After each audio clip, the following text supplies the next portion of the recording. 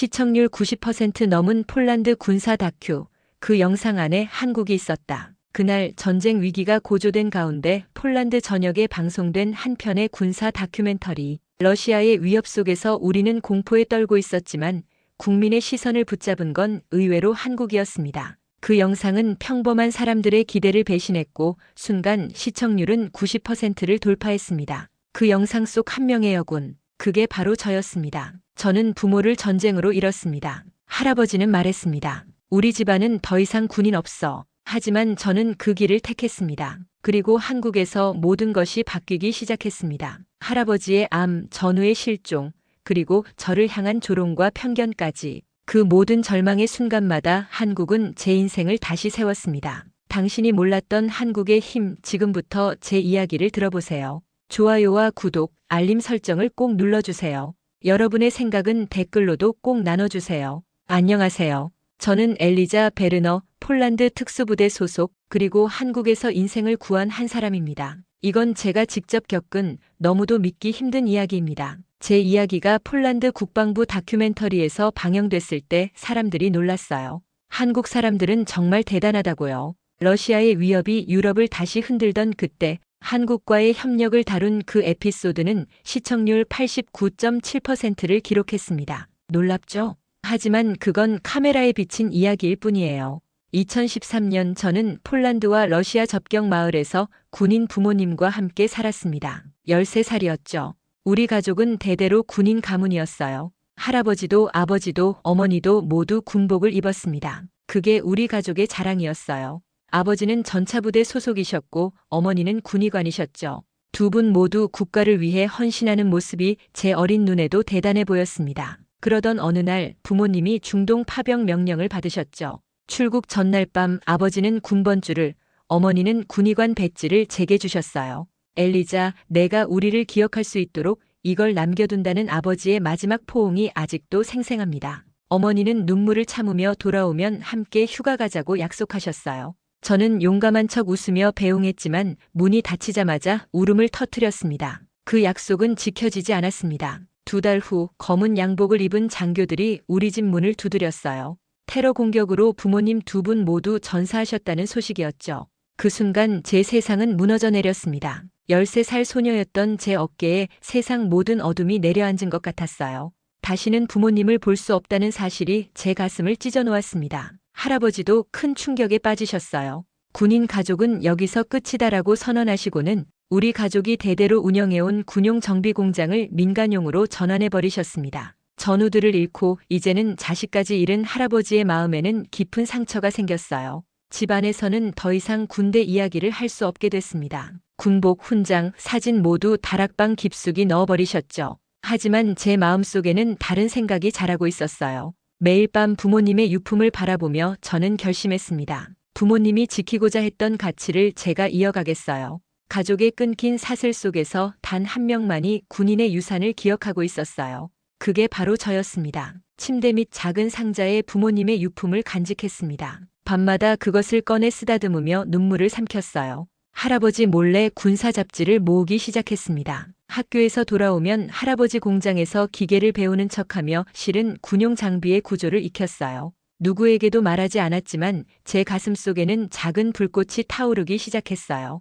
부모님의 길을 이어가겠다는 불꽃이었죠. 그때는 몰랐습니다. 이 작은 결심이 제 인생을 완전히 바꿔놓을 거라는 것을요. 그리고 그 변화의 끝에 한국이 기다리고 있다는 것도 말이에요. 할아버지와 함께 정비 공장에서 지내는 일상이 시작됐어요. 아침부터 저녁까지 기계 소리, 쇠를 다루는 소음이 제 귀에 익숙해졌습니다. 할아버지는 군 관련 이야기는 일절 금지하셨죠. 가족 사진에서 군복 입은 사진도 모두 치우셨어요. 마치 그 시간들이 존재하지 않았던 것처럼요. 하지만 밤이 되면 저는 다른 세계로 들어갔습니다. 방문을 잠그고 부모님의 유품을 꺼내보는 시간이었죠. 아버지의 군번줄을 목에 걸고 어머니의 군의관 배지를 가슴에 품으며 속삭였어요. 언젠가 저도 군인이 될 거라고 부모님처럼요. 할아버지 몰래 군사학교 지원서를 구했습니다. 16살이 되면 지원할 수 있다고 했어요. 그때까지 준비하기로 마음먹었습니다. 공장에서 배우는 수리 기술이 도움이 될 거라 생각했어요.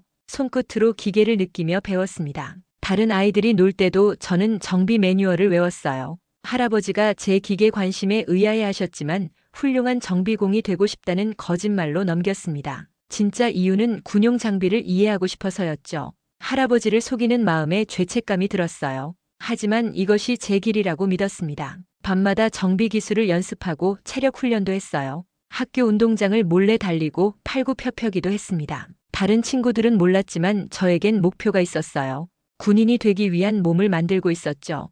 공장 창고 구석에 할아버지가 넣어둔 옛 군사교범을 발견했어요. 먼지 쌓인 그 책들을 몰래 꺼내 읽었습니다. 전술, 전략, 군사 역사 모두 새로운 세계였어요. 밤늦게까지 손전등 아래서 읽었죠. 때로는 이해가 안 되는 부분도 있었지만 포기하지 않았습니다. 누군가는 군인의 길을 이어야 한다는 생각이 제 가슴속에서 자꾸 들려왔어요. 그건 단순한 꿈이 아니었습니다. 소명이었죠. 부모님이 남기고 간 빈자리를 채우는 것. 그게 제 의무라고 느꼈어요. 시장에서 제복 입은 군인들을 볼 때면 가슴이 뛰었습니다. 할아버지는 그런 삶은 고통뿐이라 말씀하셨지만 제 마음은 달랐어요. 그들처럼 되고 싶었습니다. 15번째 생일 할아버지는 기계 공구 세트를 선물해 주셨어요. 제 미래를 위한 것이라 하셨죠. 고맙게 받았지만 제 진짜 미래는 다른 곳에 있었습니다. 그날 밤 몰래 군사학교 지원서를 작성했어요. 이제 1년만 더 기다리면 됐습니다. 집에서 숙제하는 척하며 군사 전략을 공부했고 할아버지 공장에서 일하는 척하며 군용 장비 구조를 익혔습니다. 매일 밤 거울 앞에서 군인처럼 차려 자세를 연습했어요. 제 방은 작은 훈련소가 되었죠. 겉으로는 평범한 소녀였지만 속으로는 불꽃 같은 동경을 품고 있었어요. 할아버지를 속이는 죄책감과 꿈을 향한 열정 사이에서 매일 밤 갈등했습니다. 하지만 확신했어요. 누군가는 군인의 길을 이어야 한다고. 그리고 그 누군가가 바로 저였습니다. 어린 나이에 부모를 잃은 슬픔은 시간이 지나도 사라지지 않았어요. 하지만 그 슬픔이 제 안에서 다른 형태로 변했습니다. 의지가 되고 열정이 되고 사명감이 되었죠. 부모님의 군번줄과 배지를 매일 밤 손에 쥐며 다짐했어요. 반드시 군인이 되겠다고, 부모님의 꿈을 이어가겠다고. 16생일이 지나자마자 군사학교 지원서를 제출했습니다. 합격 통지서가 왔을 때 기쁨의 울음이 터져 나왔어요. 하지만 이제 할아버지에게 말해야 했습니다. 식탁에 앉아 떨리는 손으로 합격 통지서를 내밀었어요. 할아버지의 얼굴이 순간 하얗게 변했습니다. 할아버지는 분노와 슬픔이 섞인 눈빛으로 우리 가족은 이미 충분히 희생했다며 자리를 떠나셨어요. 그날 밤부터 할아버지는 저에게 말을 걸지 않으셨습니다. 침묵의 벽이 우리 사이에 세워졌어요. 그렇게 저는 군사학교에 입학했습니다. 처음으로 집을 떠나 새로운 세계로 발을 내딛는 순간이었어요. 설렘 반 두려움 반으로 첫날을 맞이했습니다. 그러나 현실은 제 상상과 달랐어요. 여성 훈련생은 전체 500명 중 저를 포함해 단 7명 뿐이었습니다. 특히 제가 지원한 특수부대 과정은 여성이 도전한 적이 없었어요. 교관들의 눈빛에서 의심이 느껴졌고 남성 훈련병들은 노골적으로 조롱했습니다. 여자가 무슨 특수부대냐는 말들이 귓가에 맴돌았어요. 체력 훈련에서는 항상 꼴찌였습니다. 무기 분해 조립은 빨랐지만 행군에서는 매번 뒤처졌어요. 밤마다 근육통에 시달렸고 손바닥은 물집으로 가득했습니다. 수차례 탈락 위기에 놓였어요. 교관이 직접 찾아와 일반 행정직으로 바꾸는 게 어떻겠냐고 제안했을 때는 정말 흔들렸습니다. 하지만 그럴 때마다 부모님의 유품을 꺼내보았어요. 잘하고 있냐고 부모님께 속삭이듯 물었습니다. 동기들은 주말마다 집에 갔지만 저는 남아서 추가 훈련을 했어요. 할아버지와의 관계는 여전히 냉랭했습니다. 가끔 보내는 편지에도 답장이 없었어요. 그 침묵이 저를 더 외롭게 만들었습니다. 3개월 차 첫 실전 훈련이 있었어요. 팀별로 산속에서 생존해야 했습니다. 저는 유일한 여성이었죠. 아무도 제 의견을 듣지 않았어요. 밤중에 폭우가 쏟아졌고 급류가 생겼습니다. 동료 한 명이 물에 휩쓸렸어요. 망설임 없이 뛰어들어 그를 구했습니다. 할아버지 공장에서 배운 로프 매듭이 그날 한 생명을 살렸어요. 그날 이후 조금씩 변화가 생겼습니다. 동료들의 눈빛이 달라졌어요. 교관도 가끔 고개를 끄덕였습니다. 하지만 여전히 갈 길은 멀었어요. 매일 밤 자격 없음에 대한 회의감이 찾아왔습니다. 내가 정말 이 길을 갈 수 있을까 고민했어요. 할아버지의 침묵은 계속되었어요. 그 심리적 고립감이 때로는 훈련보다 더 힘들었습니다. 하지만 이제 돌아갈 수 없었어요. 앞으로 나아가는 것만이 제 선택이었습니다. 6개월 차 평가에서 저는 기적적으로 중간 등수를 기록했습니다. 무기 취급과 전술 이해에서 높은 점수를 받았어요. 하지만 체력은 여전히 약점이었습니다. 밤마다 몰래 운동장을 달리며 극복하려 했어요. 가장 힘든 건 밤중에 찾아오는 외로움이었습니다. 다른 훈련생들은 서로 어울렸지만 저는 늘 혼자였어요. 부모님의 유품만이 제 유일한 위안이었습니다. 때로는 눈물이 나오기도 했지만 아무에게도 보이지 않았어요. 9개월이 지나자 점점 단련됐습니다. 팔에 근육이 생기고 체력도 향상됐어요. 무엇보다 정신적으로 강해졌습니다. 모욕적인 말에도 무너지지 않는 단단함이 생겼어요. 그렇게 저는 한 걸음씩 미지의 세계로 들어갔어요. 군인이 된다는 것, 그 무게를 온몸으로 느끼며 군사학교 입학 1년째 갑작스러운 전화를 받았어요. 할아버지가 심장마비로 병원에 실려가셨다는 소식이었습니다. 즉시 휴가를 신청하고 병원으로 달려갔죠. 병실에 누워 계신 할아버지는 몹시 야위어 있었어요. 저를 보자 힘없이 손을 내미셨습니다. 할아버지 상태는 생각보다 심각했어요. 심장 수술이 필요했지만 우리 지역 병원은 시설이 부족했습니다. 큰 병원으로 옮겨야 했는데 대기 시간이 몇 개월씩 걸린다고 했죠. 더 큰 문제는 할아버지가 치료를 거부하셨다는 점이었어요. 저에게 다시 학교로 돌아가라 하셨습니다. 여전히 제가 군인의 길을 가는 것을 인정하지 않으셨죠. 학교로 돌아왔지만 마음은 무거웠어요. 훈련에 집중할 수 없었습니다. 할아버지 걱정에 밤잠을 설쳤죠. 동기들은 저의 변화를 눈치챘는지 먼저 다가와 위로해주기도 했어요. 그러던 중 학교 게시판에서 한국 군사 교류 프로그램 공고를 발견했습니다.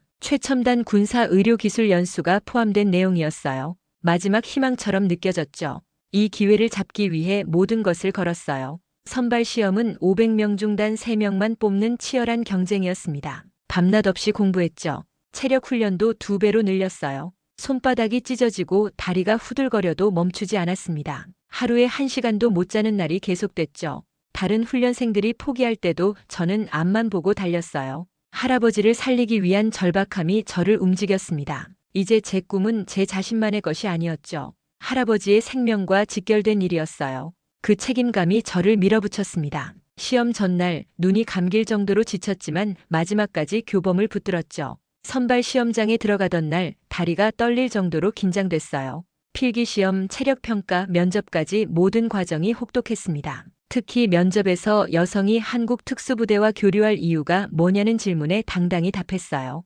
능력에는 성별이 없습니다. 제 할아버지를 살리기 위해 그리고 모든 여성 군인의 가능성을 증명하기 위해 반드시 가야 합니다. 마침내 발표일이 왔습니다. 게시판 앞에 모인 학생들 사이로 제 이름을 찾았죠.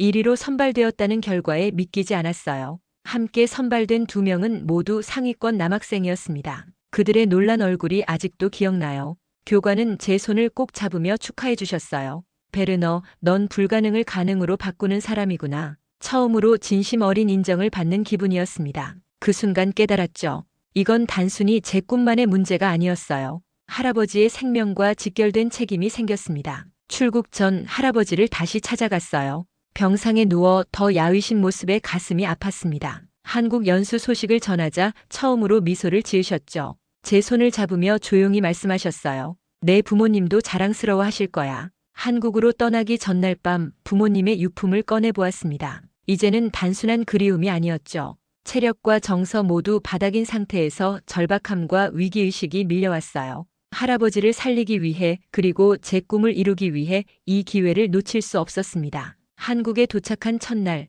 모든 것이 낯설고 신기했어요. 인천공항부터 서울까지 가는 길에 보이는 풍경은 폴란드와 너무 달랐습니다. 우리를 맞이한 사람은 김소령이었죠. 짧은 머리에 날카로운 눈빛을 가진 여성 장교였어요. 저를 보자 반갑게 웃으며 말했습니다. 베르너 생도 특별히 기다렸어요. 김소령은 한국 최초의 여성 특수부대 지휘관이었어요. 그녀가 저를 특별히 맞이한 이유는 저 역시 특수부대를 지원한 첫 여성 생도였기 때문이었죠. 저희 동기 2명은 다른 프로그램으로 배정받았고 저는 김소령의 직접 지도를 받게 되었습니다. 훈련은 예상보다 훨씬 강도 높았어요. 한국식 전투 기술은 폴란드에서 배운 것과 달랐죠.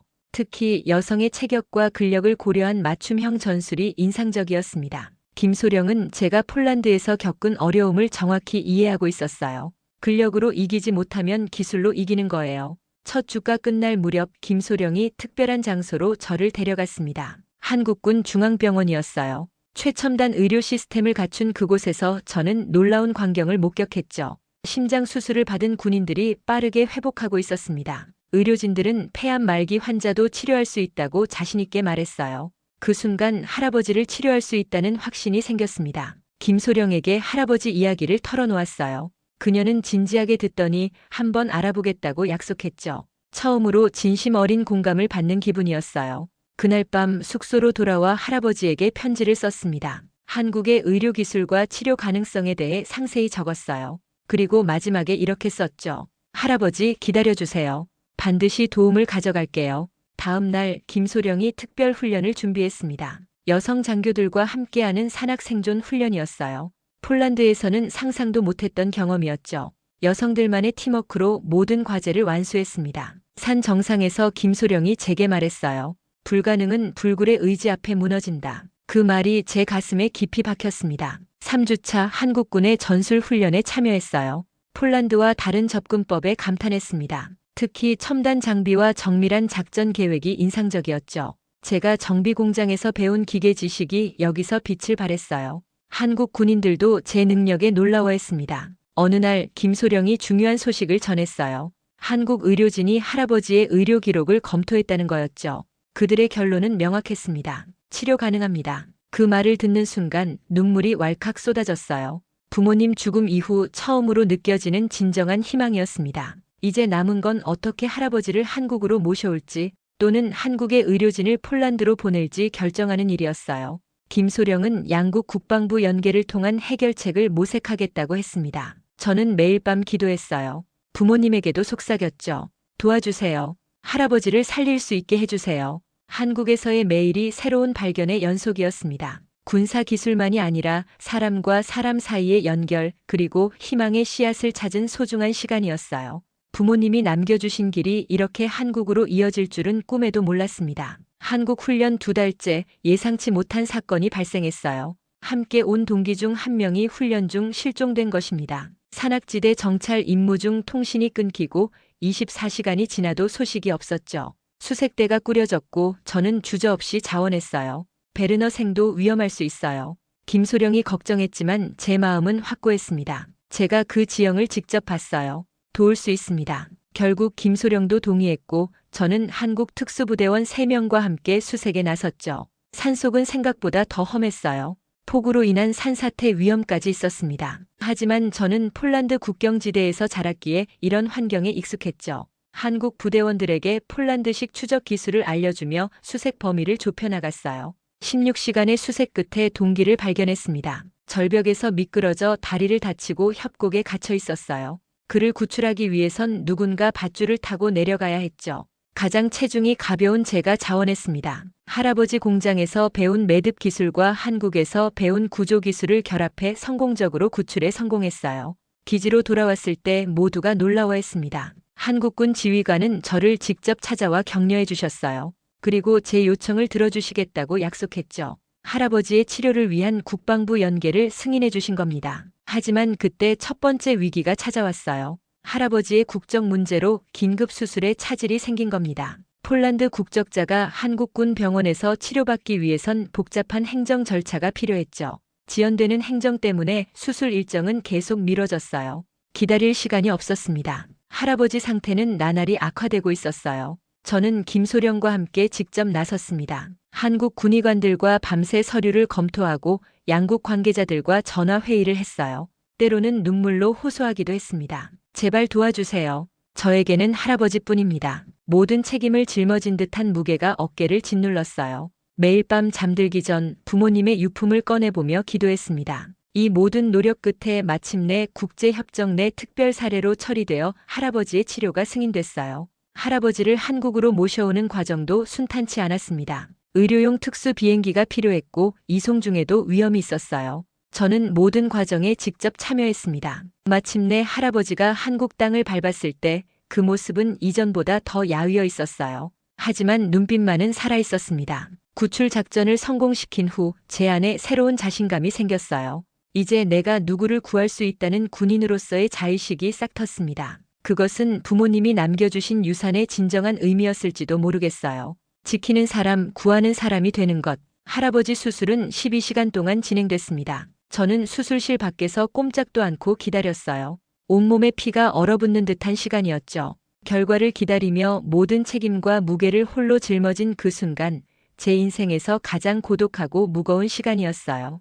하지만 동시에 가장 단단해지는 시간이기도 했습니다. 할아버지의 수술은 성공적이었어요. 의사들은 놀라운 회복 속도에 감탄했습니다. 한 달 후 할아버지는 침대에서 일어나 짧은 거리를 걸을 수 있게 되었죠. 저는 훈련과 병원을 오가며 바쁜 나날을 보냈어요. 할아버지와 함께 한국 생활을 경험하는 것은 특별한 시간이었습니다. 어느 날 김소령이 특별한 기회를 주선해 주었어요. 현대로템 방문이었죠. 한국의 첨단 군사 기술과 장비를 직접 볼 수 있는 기회였습니다. 거기서 저는 폴란드 전통 기술을 접목한 새로운 제안을 드렸어요. 할아버지 공장에서 배운 방식으로 이 부분을 개선할 수 있을 것 같습니다. 공학자들이 제 아이디어에 관심을 보였어요. 그러나 이때 두 번째 위기가 찾아왔습니다. 폴란드 언론에 제 이야기가 알려지면서 거센 논란이 일었어요. 여성군 복무 반대 시위가 벌어진 것입니다. 일부 언론은 제군 복무를 쇼라고 조롱했고 전통적인 성 역할을 벗어났다며 비난했습니다.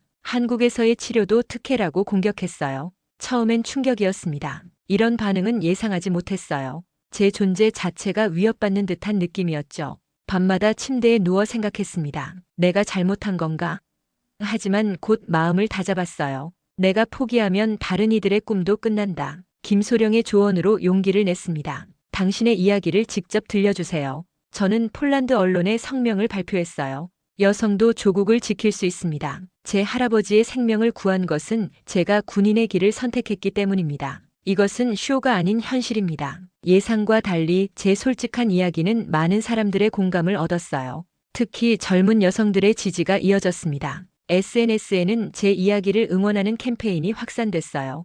해시태그 엘리자처럼 해시태그가 폴란드 전역에서 인기를 끌었죠. 군 입대를 희망하는 여성들의 문의가 급증했다는 소식도 들었습니다. 할아버지도 변하셨어요. 병상에서 폴란드 뉴스를 보시며 처음으로 제 선택을 인정하셨습니다. 내가 옳았구나. 군인은 단순히 싸우는 사람이 아니라 지키는 사람이란다. 할아버지의 그 말에 눈물이 났어요. 오랜 시간 기다려온 인정이었습니다. 한국 훈련 마지막 주 폴란드 대사관에서 특별한 행사가 열렸어요. 양국 군사 협력의 상징으로 저와 할아버지가 초대된 겁니다. 그 자리에서 폴란드 국방부 장관이 화상으로 연결됐습니다. 베르너 생도 귀국하면 특별한 임무를 맡길 계획입니다. 돌아갈 시간이 가까워지자 복잡한 감정이 밀려왔어요. 한국에서의 시간은 제 인생을 완전히 바꿔놓았습니다. 단순히 군사 기술만 배운 게 아니었어요. 제 정체성이 가족에서 국가로 확장됐음을 느꼈습니다. 이제 저는 폴란드와 한국을 잇는 다리가 될 준비가 되어 있었어요.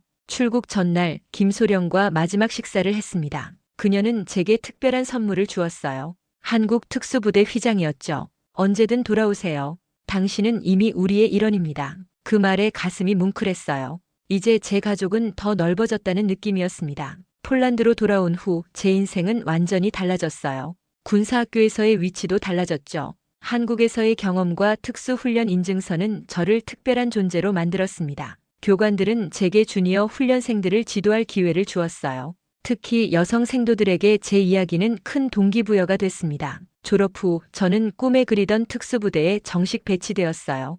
폴란드 최초의 여성 특수부대원이 된 겁니다. 언론의 관심도 뜨거웠지만 이번엔 긍정적이었죠. 엘리자 베르너, 폴란드 군대의 새 얼굴이라는 헤드라인이 신문을 장식했습니다. 한편 할아버지는 완전히 회복되어 새로운 사업을 시작하셨어요. 폴란드 최초의 군 기술 교육 공장을 설립하신 겁니다. 오랫동안 정비공으로 일하며 쌓은 기술을 젊은 세대에게 가르치는 일이었죠. 특히 할아버지는 여성들도 적극적으로 받아들이셨어요. 기술에는 성별이 없다라는 말씀을 자주 하셨습니다. 가장 큰 변화는 한국과의 기술 협력 체결이었어요. 제가 연결 다리가 되어 양국 간 군사 기술 교류가 시작된 겁니다. 현대로템과 폴란드 방위산업체 간의 협력은 큰 성과를 냈죠. 저는 양국을 오가며 통역관이자 기술 자문으로 활동했습니다. 제 인생의 전환점은 전쟁 고아들을 만났을 때였어요. 임무 중 방문한 고아원에서 부모를 전쟁으로 잃은 아이들을 보았죠. 그들의 눈빛에서 옛날 제 모습을 발견했습니다. 그날 밤 많은 생각이 들었어요. 내가 더 할 수 있는 일은 없을까? 결국 저는 군 복무를 계속하면서 희망의 날개 장학재단을 설립했습니다. 전쟁 고아들에게 교육 기회를 제공하는 일이었죠. 특히 군사 및 기술 분야에 관심 있는 아이들을 지원했어요.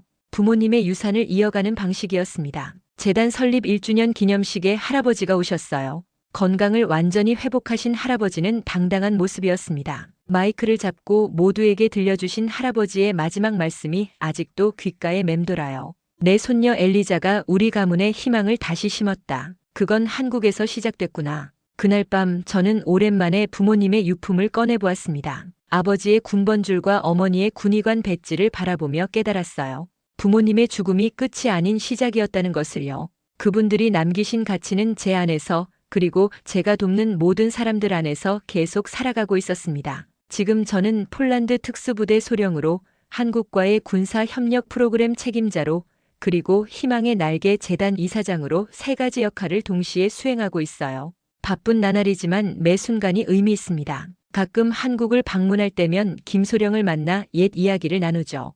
그녀는 이제 김대령이 되었고 우리는 평생의 친구가 되었습니다. 제 이야기가 여러분에게 조금이나마 희망이 되었으면 해요. 어떤 상황에서도 포기하지 않는다면 불가능은 없다는 것을 기억하세요. 저는 이제 누군가의 빛이 되고 싶습니다. 부모님이 저에게 그러셨던 것처럼요. 여러분, 오늘 영상이 마음에 드셨다면 좋아요와 구독 부탁드립니다. 다음 영상에서는 또 다른 감동적인 이야기로 찾아뵐게요.